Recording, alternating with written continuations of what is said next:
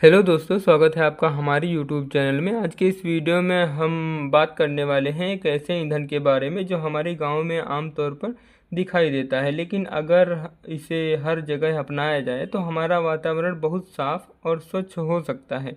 इसका नाम है बायोगैस, जिसे हम लोग गोबर गैस या फिर जैव गैस भी कहते हैं। तो इस टॉपिक को अच्छे से समझने के लिए, सीखने के लिए और इससे रिलेटेड जो भी वाइबा में क्वेश्चन पूछे जाने जाने हैं उन सभी को, यानी जितने भी वाइबा में क्वेश्चन पूछे जा सकते हैं, बनने वाले क्वेश्चन हैं, उन सभी को सीखने और समझने और जानने के लिए आप इस वीडियो को पूरा ज़रूर वॉच करिएगा। आई होप कि आप इस वीडियो को वॉच करके अपने वाइबा में बहुत ही अच्छे अंक प्राप्त कर सकते हैं और इस वीडियो के माध्यम से आप एग्जामिनर के सामने बहुत ही अच्छा कॉन्फिडेंस और परफॉर्मेंस के साथ आप बेटर कर सकते हैं अपने इस टॉपिक को लेकर। तो चलते हैं हम लोग वीडियो की तरफ आगे बढ़ते हैं और स्टेप बाय स्टेप समझते और सीखते हैं।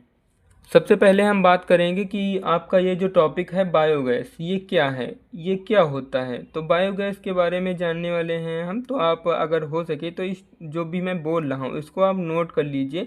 इससे क्या होगा कि आप में एक माइंड सेट बन जाएगा कि ये टॉपिक में हमको ये बताना है एग्जामिनर के सामने। तो आप कॉपी पेन लेकर मेरे साथ साथ नोट भी कर सकते हैं। तो मैं बोलने वाला हूँ, जो बायोगैस आपसे पूछेगा एग्जामिनर कि बायोगैस क्या है, तो आप बता सकते हैं कि बायोगैस एक प्राकृतिक गैस है जो गाय भैंस के गोबर, या फिर आप कह सकते हैं कि बायोगैस एक प्राकृतिक गैस है जो गाय भैंस के गोबर, रसोई में बचे हुए खाने और खेतों के कचरे से बनती है। इसमें मुख्य रूप से जो है वो मीथेन गैस जो है वो बनती है, जो जलने पर हमें भोजन को पकाने और रोशनी करने के लिए ऊर्जा देती है।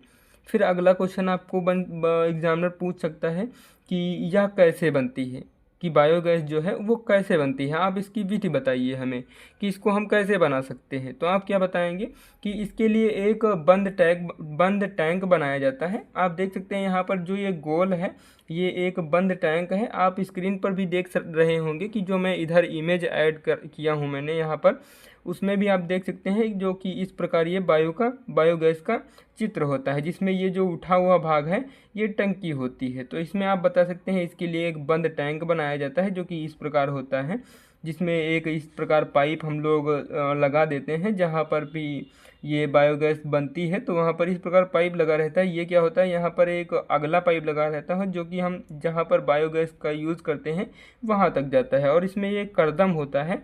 करदम क्या होता है, करदम जो होता है वो अपशिष्ट पदार्थों का मिश्रण। अपशिष्ट कौन से होते हैं, जैसे हमारे घर से निकला हुआ जो भी सब्जी का वेस्ट है, यानी छिलका वगैरह, और हम कह सकते हैं कि गाय भैंस का गोबर, और खेतों से जो भी निकला हुआ कचरा होता है जो कि घास फूस का होता है, और जल के इस मिश्रण के साथ हम लोग इसमें जब डालते हैं तो वो करदम कहलाता है। अब करदम क्या होता है, जो कि करदम इस रास्ते से यहाँ पर आ जाता है और यहाँ पर एक बैक्टीरिया, कीड़े पाए जाते हैं जिसको हम लोग बोलते हैं सूक्ष्म जीव पाए जाते हैं। वो क्या करते हैं, इस मिश्रण को जो हम लोगों ने यहाँ से डाला इसको बहुत ही अच्छे प्रकार से तोड़ते हैं, यानी खाते हैं, और फिर वो वेस्ट के रूप में निकालते हैं। फिर वो वेस्ट जो होता है उससे एक गैस बनती है, जो कि यहाँ पर बहुत ही गैस बनती है, जो कि गैस जानते हैं आप लोग कि बहुत हल्की होती है। तो वो ऊपर की तरफ यहाँ पर भागने की कोशिश करेगी, यानी ऊपर की तरफ जाएगी। तो ऊपर की तरफ जाएगी तो यहाँ पर ऊपर तो सारा कुछ बंद पड़ा है, लेकिन यहाँ पर ये पाइप लगा हुआ है, तो इसके थ्रू यहाँ पर ये गैस जो है पाइप के थ्रू हम उपयोग कर लेते हैं। और जो इसमें बचा हुआ अपशिष्ट होता है उसको हम लोग इस साइड की तरफ से यहाँ पर हम लोग इसको बाहर निकाल लेते हैं। और जो वो अपशिष्ट होता है एक बहुत ही अच्छी प्राकृतिक खाद बन जाता है, जो खेतों के लिए बहुत उपयोगी होता है। तो इस प्रकार ये छोटा सा इसका एक्सप्लेनेशन था। और हम आप हाँ, एक और क्वेश्चन बन सकता है आपका कि बायोगैस के फ़ायदे क्या हैं। बायोगैस हम लोग बना रहे हैं तो इसके हमें कुछ प्रॉफिट भी होंगे और कुछ लॉस भी होंगे, जिसमें हमको प्रॉफिट बहुत ज़्यादा देखने को मिलते हैं और जो इसके कमियां हैं, यानी इससे होने वाली हानियां हैं, वो बहुत ही कम है। तो यानी कमियां आप कह सकते हैं कि ना के बराबर हैं। तो यहाँ पर प्रॉफिट क्या हो सकते हैं, बायोगैस के फ़ायदे क्या हो सकते हैं। पहला जो फ़ायदा है, यह बहुत ही सस्ती और नवीकरणीय ऊर्जा है।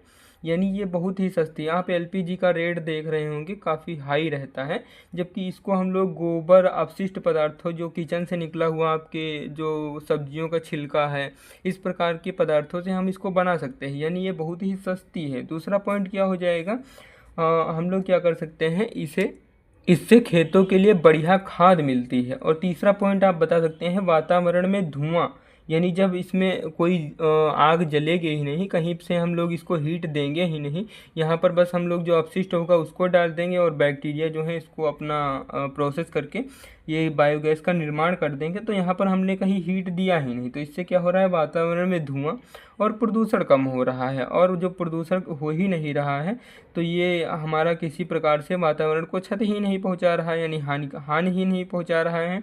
और जो यहाँ पर बचा हुआ पदार्थ है उसको भी हम लोग यूज कर रहे हैं, खेतों में हम लोग उसको पहुंचा दे रहे हैं, वहाँ पर हमें हमारी फसल अच्छी होती है। तो इस प्रकार इसका यूज कर सकते हैं। चौथा आप लोग इसका फ़ायदा बता सकते हैं, गाँव और शहरों दोनों के लिए यह एक टिकाऊ साधन है। आप लोग इसको लंबे समय तक यूज कर सकते हैं। ये नहीं कि आप गैस सिलेंडर लाए और 1 या 2 महीने यूज़ किया बस वो ख़त्म हो गया, इस प्रकार नहीं, आप इसको लंबे समय तक यूज़ कर सकते हैं। फिर आपसे अगला क्वेश्चन बन सकता है कि बायोगैस किससे बनाई जाती है। तो बायोगैस मैंने अभी आपको बताया था कि बायोगैस जो है वो गोबर, पेड़ पौधों की, वही जो किचन से निकला हुआ सब्जियों के छिलके हैं और फसल की पत्तियों आदि से बनाई जा सकती है।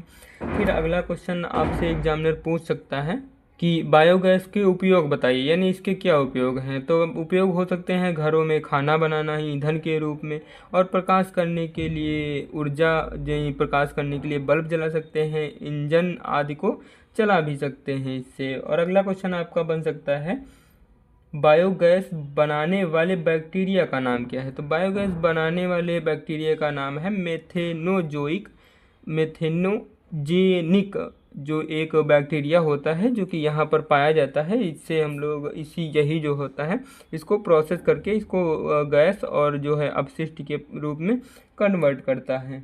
और यहाँ पर आपसे क्वेश्चन पूछा जा सकता है कि बायोगैस का जो है उत्पादन किसकी अनुपस्थिति में होता है। तो बायोगैस का उत्पादन जो है वो ऑक्सीजन की अनुपस्थिति में होता है। ये क्वेश्चन बहुत ही इंपॉर्टेंट है, आप इसको याद रखेंगे। फिर अगला क्वेश्चन जो है कि बायोगैस में मेथेन गैस, यानी जो मेथेन बनती है उसके अलावा और कौन कौन सी गैसें पाई जाती हैं। तो बायोगैस में मेथेन के अलावा कार्बन डाइऑक्साइड, हाइड्रोजन, नाइट्रोजन और अमोनिया भी पाई जाती है। तो आप इन सभी गैसेस को याद रखेंगे, ये क्वेश्चन बहुत ही इंपॉर्टेंट है और आपसे पूछे जा सकते हैं। और आपसे अगला क्वेश्चन बन सकता है कि बायोगैस में मेथेन कितने प्रतिशत तक होती है। तो बायोगैस में जो मेथेन का प्रतिशत मात्रा होती है वो 50 से 60% मेथेन होती है, और बाकी जो होती है वो मैंने जो अभी गैसेस बताई इनका भी थोड़ा थोड़ा परसेंटेज यहाँ पर होता है। फिर अगला क्वेश्चन आपसे पूछा जा सकता है कि जो बायोगैस बनाने के उपरांत जो अपशिष्ट पदार्थ बचते हैं उसका हम लोग क्या करते हैं। तो आप सिंपल सा बता सकते हैं कि बायोगैस के बनने के बाद जो अपशिष्ट बचता है उसको हम लोग खेतों में खाद के रूप में उपयोग कर सकते हैं।